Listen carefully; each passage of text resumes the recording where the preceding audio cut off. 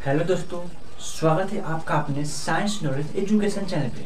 दोस्तों, इस वीडियो में देखने वाले हैं कि जो द्विघात समीकरण होता है उसका जो है ना मूल तो होता है। मूल ज्ञात करने के लिए हम बता चुके कि मूल कैसे ज्ञात होता है, ठीक है। लेकिन जो मूल का जो प्रकृति है यानी कि प्रकृति यानी कि कैसा होगा उसके बारे में जानेंगे, ठीक है। देखिए, दो भिन्न वास्तविक मूल होगा। हम जानते हैं कि द्विघात समीकरण के जो है ना कितने मूल होते हैं, दो मूल होते हैं। बोलिए, मूल करने का मतलब होता है कि शून्यक होता है, ठीक है। मूल यानी कि शून्यक होता है।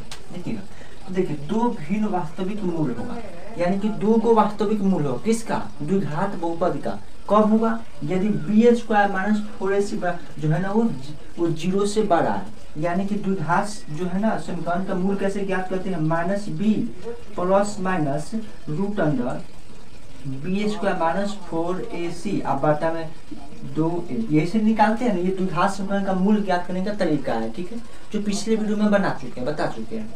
ये जो है ना, तो देखिए जो किसी भी द्विघात समीकरण होगा, ठीक है, उसका मूल जो निकालेंगे, ठीक है, तो दो को मूल निकलेगा, ठीक है।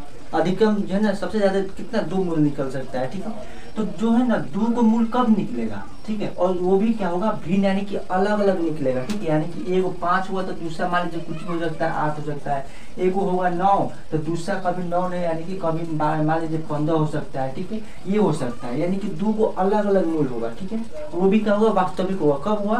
तो जब बी स्क्वायर माइनस 4ac जो है ना उसका मान जो है वो 0 से बड़ा आ जाएगा, ठीक है। यानी कि 0 से बड़ा कुछ भी आ सकता है ना, जैसे 6 हो गया, ये 0 से बड़ा है। जब 6 आ जाएगा तो मान लीजिए क्या है, वो दो को वास्तविक मूल जो है ना भिन्न आ जाएगा, ठीक है। भिन्न के रूप में यानी कि अलग अलग के रूप में आ जाएगा, ठीक है। ये समझ में आया होगा, ठीक है। अब ये दूसरा है ना कि दो समान वास्तविक मूल होगा, यानी कि दो समान एक जैसा मूल कब होगा, ठीक है। एक जैसा मूल करने का मतलब यदि 5 एगो आया तो दूसरा भी 6, जैसे एगो 6 आया तो दूसरा भी 6 आएगा, ठीक है। एगो आया है 8 तो दूसरा भी क्या होगा? 8। तो ये जो है ना समान है, ठीक है। और समान मूल कब होगा? दो समान मूल कब होगा? यदि बी स्क्वायर माइनस 4 जो है ना इसका मान जो है 0 के बराबर आ जाएगा, ठीक है। तो क्या होगा? उसका दो मूल निकलेगा, लेकिन वो भी कैसा? एक समान, ठीक है, एक जैसा निकलेगा, ठीक है।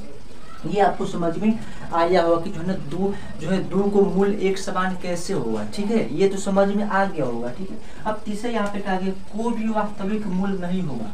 तो कोई भी वास्तविक मूल दोस्तों कब नहीं होगा, ठीक है। तो देखिए, जब वो क्या होगा? जब बी स्क्वायर माइनस 4ac इसका मान क्या होगा? जब 0 से छोटा आ जाए, ठीक है। 0 से छोटा करने का मतलब माइनस में आ जाए, -2 -4 -12 मतलब 0 से छोटा आ जाए, ठीक है।